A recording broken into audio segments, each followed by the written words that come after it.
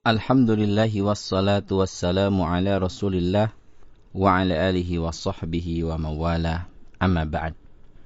Pendengar yang dirahmati oleh Allah subhanahu wa ta'ala, alhamdulillah kita dapat berjumpa kembali pada kesempatan ini dalam rangka meningkatkan keilmuan dan keimanan kita terhadap Allah subhanahu wa ta'ala.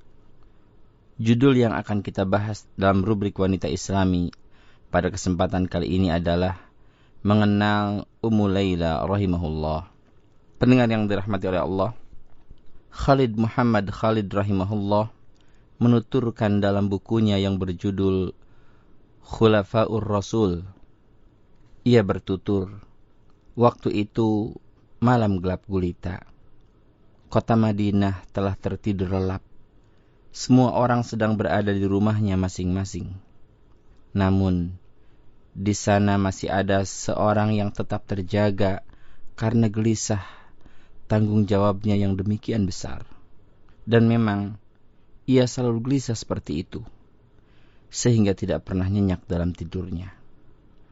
Dia menelusuri jalan-jalan dan lorong kota Madinah yang sempit.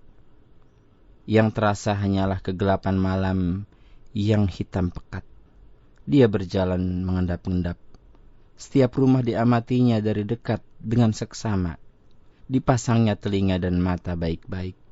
Jika ada penghuninya yang masih terjaga karena lapar, atau yang tak dapat memejamkan matanya karena sakit, atau yang merintih dalam penderitaan, atau barangkali ada seorang pengembara yang terlantar, ia selalu mengamati jika ada kepentingan rakyatnya yang luput dari perhatiannya, karena ia yakin betul bahwa semua itu nanti akan diminta pertanggungjawabannya di hadapan Allah subhanahu wa ta'ala. Orang itu adalah khalifah kaum muslimin. Sosok yang pertama kali dipanggil dengan sebutan Amirul Mukminin. Dialah Umar bin Khattab radhiyallahu an. Sudah panjang jalan dan lorong yang ditelusurinya malam itu, sehingga tubuhnya terasa sedikit letih. Maka ia menyandarkan tubuhnya pada sebuah dinding gubuk kecil dan sangat sederhana. Setelah letih di kedua kakinya berkurang, ia melanjutkan langkahnya menuju ke masjid.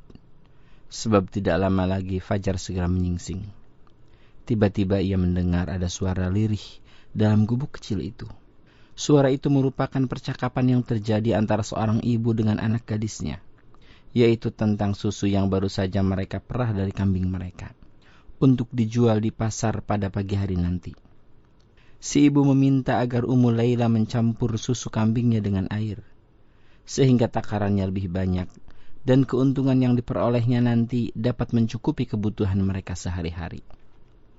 Amirul Mukminin memasang telinganya dengan lebih seksama untuk mendengarkan apa yang mereka bicarakan.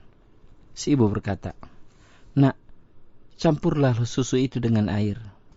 Ummu Layla menjawab, "Tidak boleh, Bu.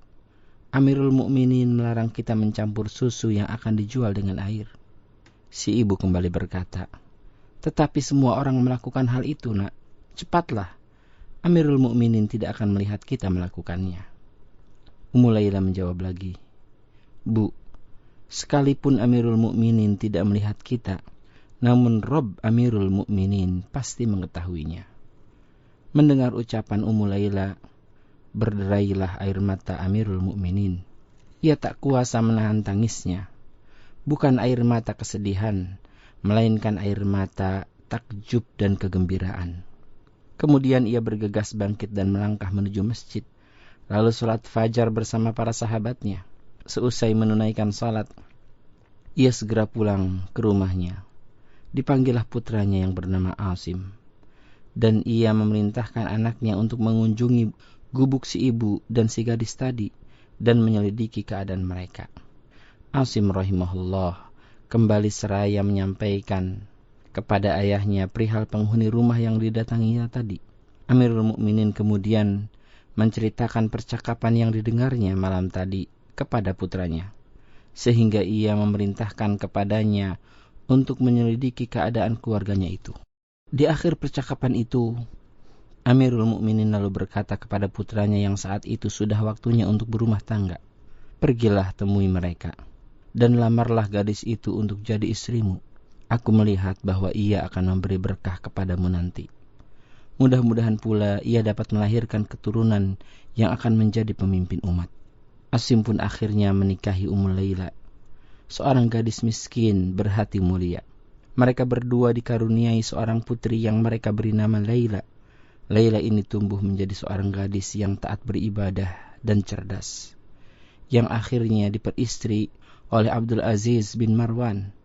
Lalu dari keduanya terlahirlah Umar bin Abdul Aziz rahimahullah, seorang khalifah dari Bani Umayyah yang sangat adil dan bijaksana.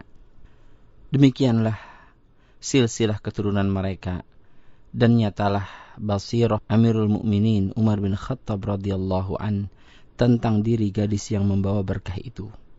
Hal ini sebagaimana firman Allah dalam surat At-Tur ayat 21, A'udzubillahi minasyaitonir rajim, walladzina amanu wattaba'athum dzurriyyatuhum biimanin alhaqna bihim dzurriyyatahum wama alatnahum min 'amalihim min syai' kullu imri'in bima kasaba rahin.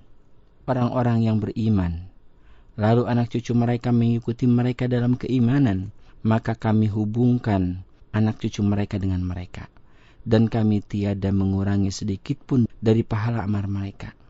Tiap-tiap manusia terikat dengan apa yang dikerjakannya. Pendengar yang dirahmati oleh Allah, demikianlah sosok Ummu Laila rahimahullah, seorang wanita salihah yang membawa berkah bagi kaum mukminin. Semoga kaum muslimah dapat mengambil pelajaran dari riwayat kehidupannya, dan semoga Allah Subhanahu wa taala senantiasa membimbing kita semua untuk memiliki hati yang teguh dan taat dalam menjalankan syariatnya. Amin ya rabbal alamin. Wallahu a'lam. Insyaallah kita akan berjumpa kembali pada edisi selanjutnya. Wassalamualaikum warahmatullahi wabarakatuh.